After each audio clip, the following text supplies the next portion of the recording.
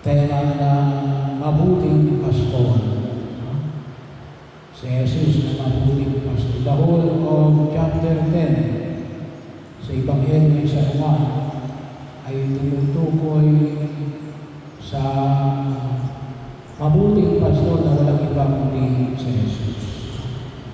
Ang inilagay sa atin sa Ebanghelyo, yung panahon ng taglamig. Tayo ngayon sa panahon ng tag-init. So, 2,000 years ago, almost 2,000 years ago, ay makita mo natin tinatawag natin, wala po masyadong katulad ngayon, napabago-bago. Stable pa yung klima ng panahon ngayon. So, panahon ng taglamig, tayo ngayon sa panahon ng tag-init. Akala ko nga kanina ay uulan na. Mabago-bago ngayon. Kaya ng umaga ay umulan. Well, ang ulan. Pero parang ulan na, kailang saglit lang. So, bahagi yun na makita ko natin, pero hindi na naman tumuloy. Bagaman medyo lumamig yung panahon ngayong araw na ito, yung katulad ng kahapon at ng linggo. May mga lugar ata na hanggang 40 degrees. No? Ay ang init ay umabot doon. Kung sa atin ay medyo lumalamig na ng konti at mahangin. Pero sa atin, yung tubig ko namin dito sa pangin ay kung inyo aware. Ako lang naman naging aware ako kasi nung bumili ako ng heater, tinanong ko sino salesman, nagkasaan ko kayo? Sabi sa akin ay nagapangin. Kasi may dalawa silang uri ng heater. Yung say 200, hindi ko alam kung 200 ba yun, na yung init, hindi ko alam kung wattage ba yun, at yung isa ay 400. Sabi sa akin ay, ito na yung uri nyo, yung 400. Bakit? Malamig ko ang tubig. Kaya kapag ikukumpara nyo sa iba, medyo malamig ko yung tubig natin.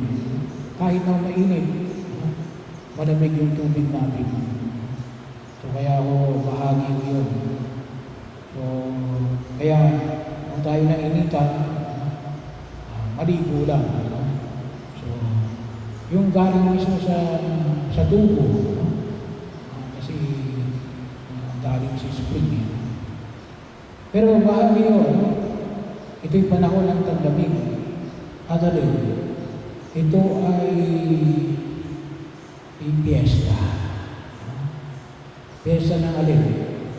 Ano yung ipinagliriwang? Yung pagkatalaga ng templo ng Jerusalem. So, inuulit-ulit. Sabi ko nga, yung ating simbahan, hindi ba ipinagalaga? Dahil pa umata tayo na San Marcos at saka ng San Isidro, yung dalawa natin medyo mas batang simbahan. Kaya ako tayo kung yung maalala, sinasabi ko na talagang dapat ng ating punto dapat ng pagpapaayos ay itong simbahan namin. Kasi nga, ay para at least, kung hindi man sa panahon ko, yung susunod na pari, ay may handa yung pagkatalaga. Kaya tayo ay bumili ng kampana. Bumili tayo na, lagay tayo ng bagong mga views. Medyo mahirap na lang kasi malaking simbahan. Medyo malaki yung pagkilos. Pero sana rin ay ma-dedicate din natin itong simbahan na ito. Ngayon ako, kaya tayo nagpapagawa ng second floor ng aming parish hall. Kasi nga, tumutulong. Pero kung hindi ko yung tumutulong, ay ang magiging sentro talaga ng pagpapasaayos namin ay itong mismong simbahan. Kasi nga, tayo ay 400 years plus na, pero hindi pa naitatalaga. Nabanggit ko lang uli yun, para lang sa inyong kaalaman, kasi kinakailangan din natin isaayos yun. Kasi biblical yun. Kasi yung ginagawa na yun, baka kahit na bago pa dumating sa Jesus, mayroong pagtatalaga ng templo. At walang ibang problema rin yung templo ng Jerusalem. At ito yung occasion na siya ay pinalagdira ng mga Hudyo. At sinabi sa kanya na hanggang kailan mo kami pag-aalinlanganin. So yun yung kanilang tanong kay Jesus, kailan mo kami pag-aalinlanganin? Bakit? Kasi ang tanong nila ay kung ikaw ang Mesiya, sabihin mo na. Anong sabi ni Jesus? Sinabi ko na sa inyo. Sinabi ko na sa inyo. Ngunit ayaw ninyong maniwala. Bahagi mo yun yung perspective ng tao na babago. Bakit? Kasi yun ang gusto nilang paniwalaan. Yun ang gusto nilang paniwalaan. Na hindi pa sinasabi ni Jesus. Samantalang sinasabi ni Jesus. At anong dahilan? Bakit sinabi ni Jesus doon? Kasi anong sabi? Hindi kayo ang aking tupa. Hindi ako ang itinuturo nilang pastol. Hindi kayo nakikinig sa akin. Kaya kahit anong sabihin ko, hindi nyo pinakikita. Kaya anong nilalagay nila yung kanilang sarili? Inilalagay nila sa patuloy na kung tawagin nga natin ay pag-aalinlangan. Yung nagpapahirap na pag-aalinlangan. Hindi sapagkat hindi nila alam, ngunit hindi nila tanggap. Kaya nga bahagi yun makakita ko natin kung sa mga pagkakataon, may mga tao hindi maniniwala kahit na sinabi mo, kasi na, hindi mo mga tupa yan. Kaya dapat din alam natin kung sino talaga yung ating mga tupa. At kung sino yung talagang ating pastor. Napakahalagang pagkilos yan. Kaya, ipinaliwanag ng Jesus. Paano kapag tayo ay kay Jesus? Bahagi mo natin pagkatapos kapag yung mga nagsabi ito hindi kay Jesus. Hindi siguro pwede sabihin natin na sinabi ko nga yan. Hindi lang ako maniwala. Kasi itong mga Hudyo, anong sinasabi nila? Na dahil sa ayaw nila, ang sinisisi nila ay si Jesus. Hindi mo sinabi sa akin, hindi mo sinasabi sa akin, pinag-aalinlangan mo pa kami. Ano sabi ni Jesus? Sinabi ko na sa inyo, ayaw nilang maniwala. So, makita natin yung pagkakaiba.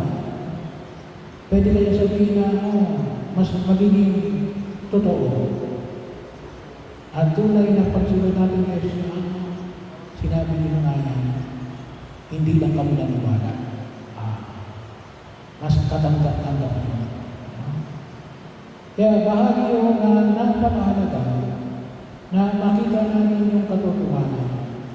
At yung mabuting pastor ay dapat nakabase sa katotohanan. Kasi may mga pastor na alin, naku po, na napakalayo sa katotohanan. Ililigaw ka. Sabi nga, kuminsan ni alin, gagawin ka pain. Sabi nga namin nung nakaraang nung linggo, yung mabuting pastor alin, siya yung nangunguna. Hindi yung huli. May mga leader na alin, ginagawa kang pain. Yung mga kasama, yun ang ginagawang pain. Para alin, pagkakataon na kung saan ay para ikaw ay manalo, parang chess o dama. Maliban lamang yung permigana. Nagpapain ka. Para, at sino yung papain? Ay, di yung lupa. Kaya bahagi yun. May mga pastor na yun ang kanilang gawain ng kalin. Pinapahamak. Pinapahamak ang kanilang mga tupa. Yung mga scammer na yan, mga leader din yun. Kasi pagkakataon, you could move people. At mayroon din mo, minsan nga ako, kahit na sa simbahan o sa bayan, kaya sumunod kayo sa akin. Ito naman ay para kay Lord. Ito naman ay para sa bayan. Pero kung ito kasi, nang pinaglilikuran mo lang, yung personalidad. Kasi, dala-dala ka nila. Baliktad pala. Dinadala mo sila. Pero yung kanilang kagustuhan na yun, pansarili. Hindi para talaga sa kanilang mga lupa. Kaya, bahagi yun na kinakailangan natin pag-ingatan.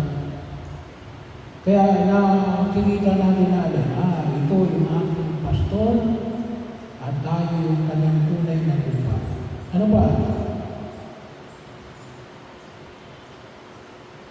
Kailanman ay hindi mapapahamak.